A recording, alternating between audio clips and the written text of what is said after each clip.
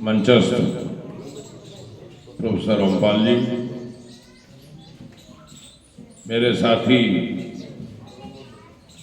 भाई जितेंद्र जी, संचालक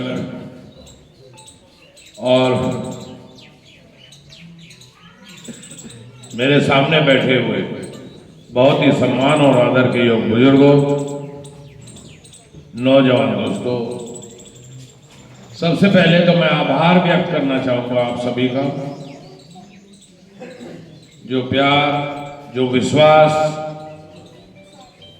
जो श्रद्धा पूर्वक और अधिकार पूर्वक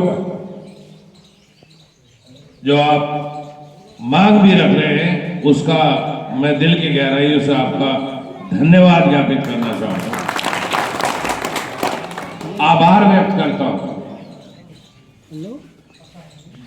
साथियों, बुजुर्गों,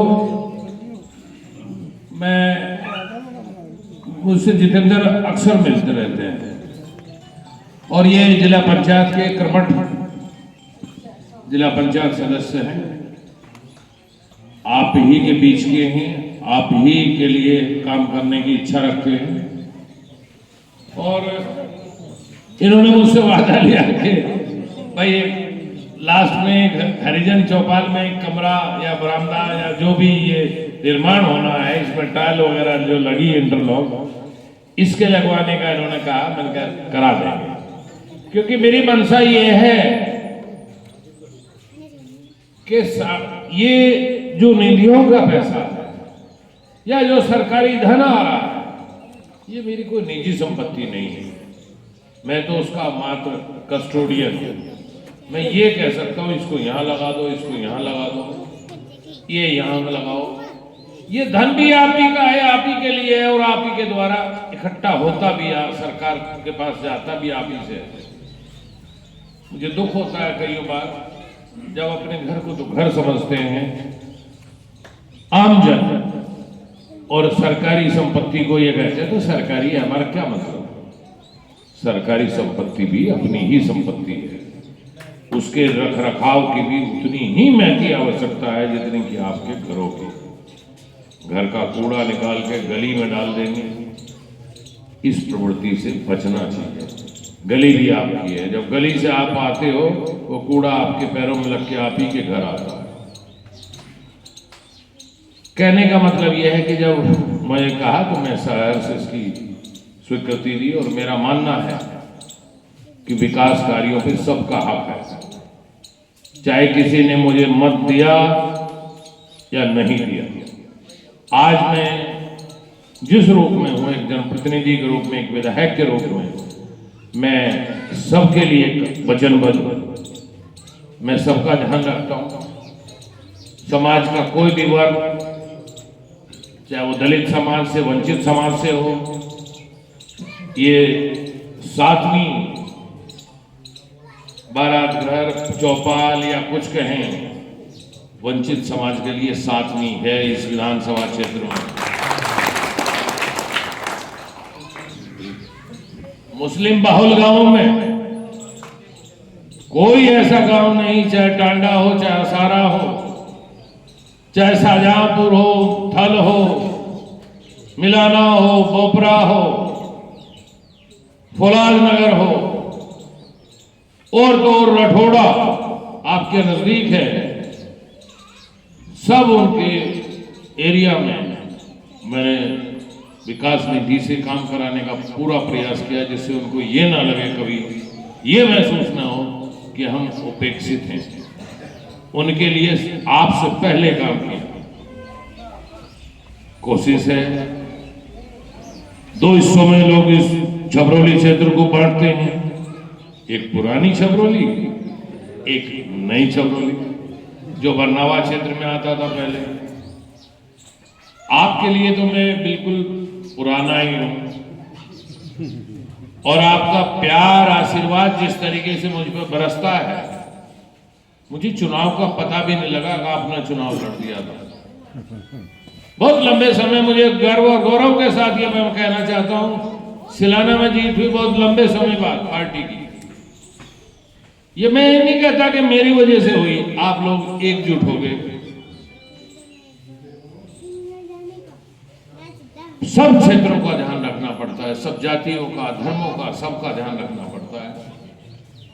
चौगामा क्षेत्र में विशेष तौर पे मैंने काम कराए।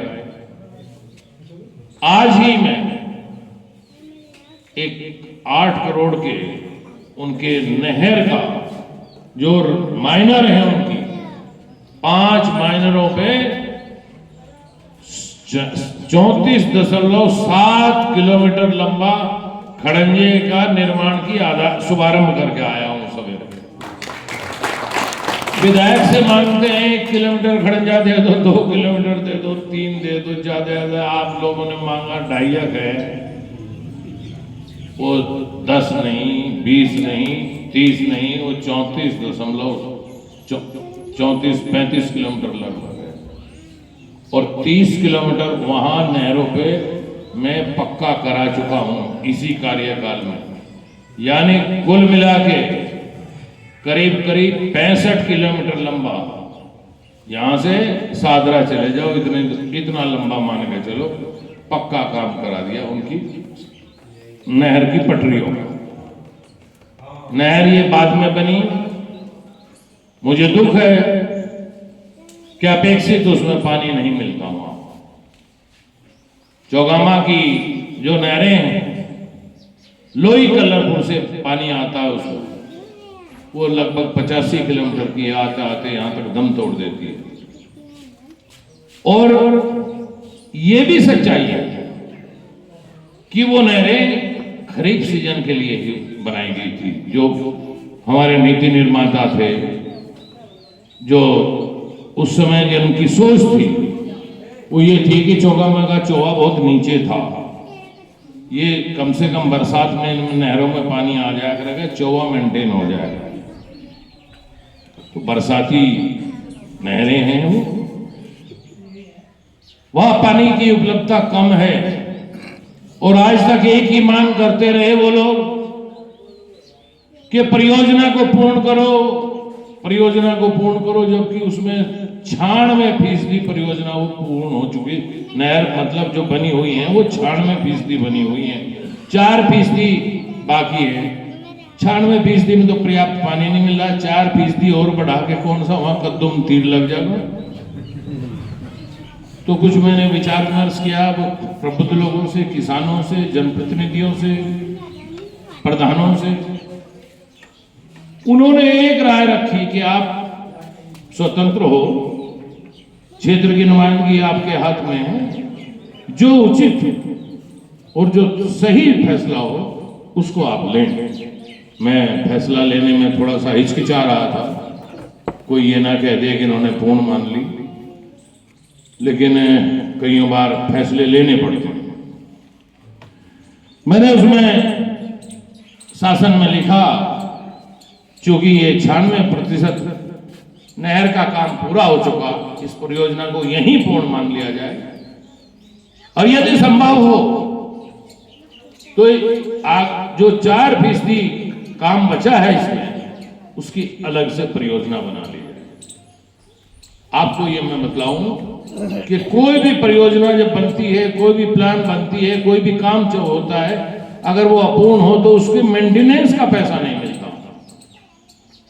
मुझे खुशी है कि शासन ने मेरे मंतव्य और मेरी इच्छा को और यहाँ के किसानों की भावनाओं को समझ के उस परियोजना को पूर्ण माना, और आज उसके लिए इन चौगामा की नहरों के लिए प्रति वर्ष 2.25 करोड़ रुपए पिछले साल से मिलने शुरू हो गए, और हर वर्ष मिला करेंगे। ना उनकी सफाई होती थी, जाड़ खड़े, कहीं बरसिम हो रहे, कोई बटोड़ा लगा रहा, तो सब ये चीजें धीरे धीरे समाप्त होंगी, साफ सफाई होगी, पानी को भी देख लेंगे।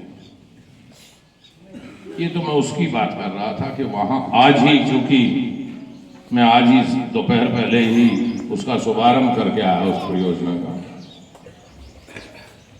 30 किलोमीटर लग गया, और ये 34 के करीब 35 किलोमीटर ये भी शुरुआत हो गई। हमारे यहाँ हमारे जो मेरे पूर्ववर्ती विधायक रहे हैं वो प्रयास करते रहे कि ये ककड़ीपुर से लेके एक बिजवाड़ा नहर जाती है गंडेरा की तरफ को होते हुए और बिजरौल होती हुई ऐसे सिरसली होते हुए ऐसे माखर पुलिया तक निकल जाती है, माखर तक जाती है। आप गए भी होंगे कभी। उसमें उसको बनवाने का उन्होंने प्रयास किया, मैं उनकी ही प्रशंसा करूंगा। प्रयास तो किया उन्होंने, लेकिन सफलता नहीं मिली। जो वांछित सफलता हो वो नहीं मिली। ये सौभाग्य आपको प्राप्त हुआ, आपके जरिए मुझे प्राप्त हुआ वो कि वो आज वो सड़क 18 किलोमीटर की सड़क जो पूरे प्रदेश में ग्रामीण सड़कों में सबसे बड़ी सड़क है, 18 किलोमीटर की सड़क पे काम चल रहा है। वो हमारी मेरे बड़ौद सहारनपुर, बड़ौद मुजफ्फरनगर और बड़ौद मेरठ जो स्टेट हाईवे है उन तीनों को जोड़ देगी। बाईपास का काम बन जाएगा।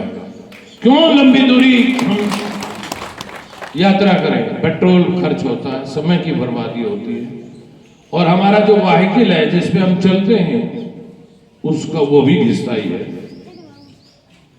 तो कोशिश की ये सब चीजें ऐसा लगता है कि क्या हो गया, लेकिन इसके बड़े परिणाम आते हैं धीरे धीरे। बड़ी नहर हमारी पश्चिम उत्तर प्रदेश की पूर्वी यमुना नहर इस क्षेत्र की लाइफ लाइन है। ये धीरे धीरे इसकी पुनर्स्थापना का काम कभी नहीं हुआ। इसका पुनर्स्थापना माने ये होता है कि इसको जो स्वरूप था इसका वो उस पे कभी किसी ने ध्यान नहीं दिया।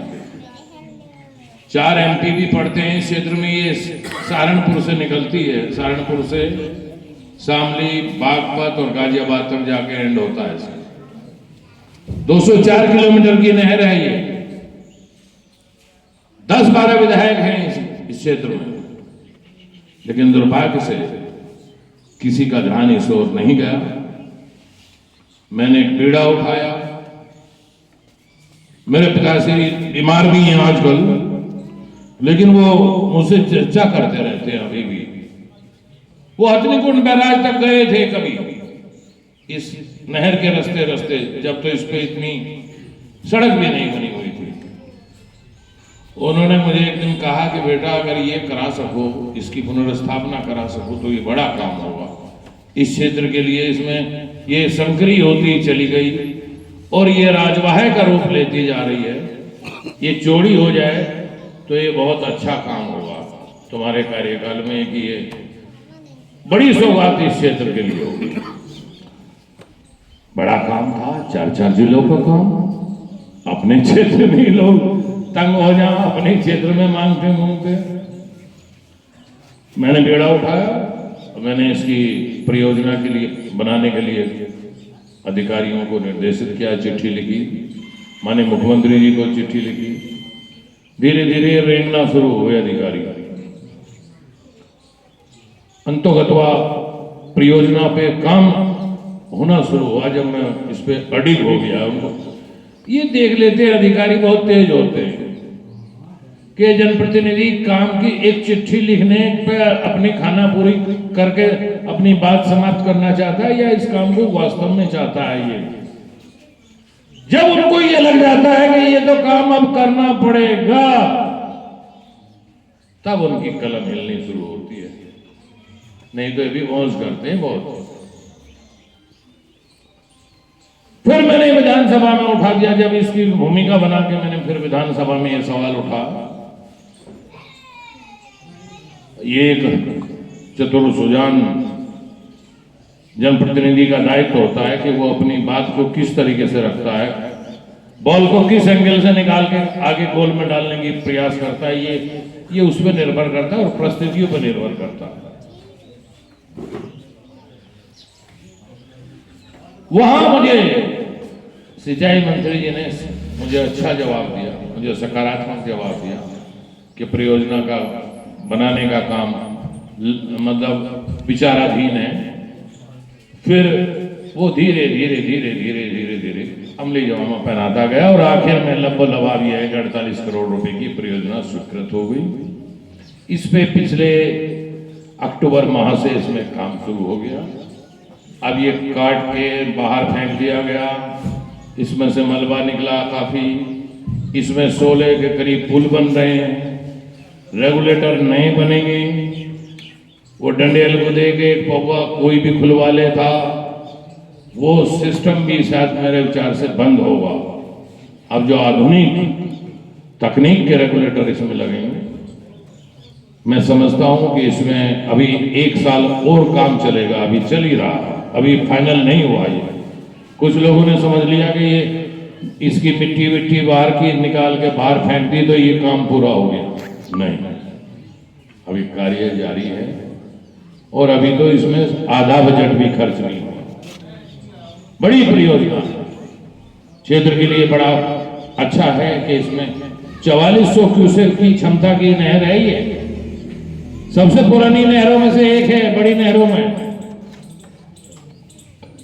कभी न कभी तो 4400 क्यूसेक मिलेगा बरसात के समय, कभी न कभी तो मिलेगा। और हमारे तक भी 500, 700, 1000, 1500, 1500, 2000 क्यूसेक पानी यहां भी आएगा, ऐसा सोचता हूं। कई कई जगह मैंने देखा चौड़ाई इसकी कहीं 73 फीट है, आगे जैसे जैसे जाए तो 63 फीट रह गई, कहीं 52 है, कहीं 51 है, फिर धीरे धीरे घटते घटती 11 फुट की भी रह जाती है बाद में। और हमसे ऊपर शामली में और चौड़ी। कहने का मतलब यह है कि परियोजना को अमली जामा बनाया गया और ये काम सुचारू रूप से जारी है। सड़कों पे विशेष ध्यान दिया। सड़कों पे आप पूरे क्षेत्र में आप जाते होंगे, मैं आपसे ही पूछना चाहता हूं, क्षेत्र हमारा है, हम यदा कदा दूसरे गांव में भी जाते हैं, अपनी रिश्तेदारियों में गांव वार्ड में भी जाते हैं, कुछ सड़कों में कुछ बेहतरी हुई क्या? आप अगर कह रहे हो तो मुझे भी संतोष होगा। मैं तो अपने मुंह मियां मिट्ठू बनाए रहता हूं कि मैंने तो इतने 250 करोड़ रुपए सड़कों पे खर्च करवा दिए सरकार। छपरौली से लेके ये किशनपुर तक प्रोफेसर साहब के गांव में कितनी गंदगी रहती थी, आप जाते हो। किशनपुर बराल में कितनी गंदगी रहती थी, उसमें सब सीसी बन गई। नहर के पुल से लेके अड्डे तक अब ये कितना ही पानी भरी हो वहां ऊपर नहीं चढ़ेगा, और चढ़ेगा तो धंसेंगे नहीं हम। उठ गई 1 फुट उठी। छपरौली से लेके किशनपुर तक का चौड़ीकरण का काम चल रहा है। ऐसे ही बड़ौद से लेके जो हमारा कोडी नांगल की तरफ जो हरियाणा से पुल बना है उस तक चौड़ीकरण का काम उस पर भी शुरू हो गया। 50 करोड़ की वो भी परियोजना है। उसके आगे कल ही जो 2 किलोमीटर बचा टांडा तक, उसके नवीनीकरण का भी पैसा स्वीकृत हो गया। और टांडा से रमाला इसका पैसा भी स्वीकृत हो गया। ये छपरौली से लेके किशनपुर होते हुए जो ये गांगनौली और इब्राहिमपुर माजरा और गांगनौली होते हुए और पुसार जाती है और आगे जाके बरनावा में मिल जाती है, ये रोड 1 है। उसमें यहां रेलवे लाइन के आगे से इसकी मरम्मत भी बढ़िया मरम्मत हो रही है। ये ऐसे ऐसे चलते थे, इसमें कभी जाते हो हिचकोले लेते हुए चलते थे ऐसे ऐसे। यानी इसकी राइडिंग क्वालिटी ठीक नहीं थी। मैंने अधिकारियों से कहा, पीडब्ल्यूडी के अधिकारियों से मैंने निर्देशित किया उन्हें कि आप इसको भी ठीक कराओ, कि वो धंस गई बीच बीच में।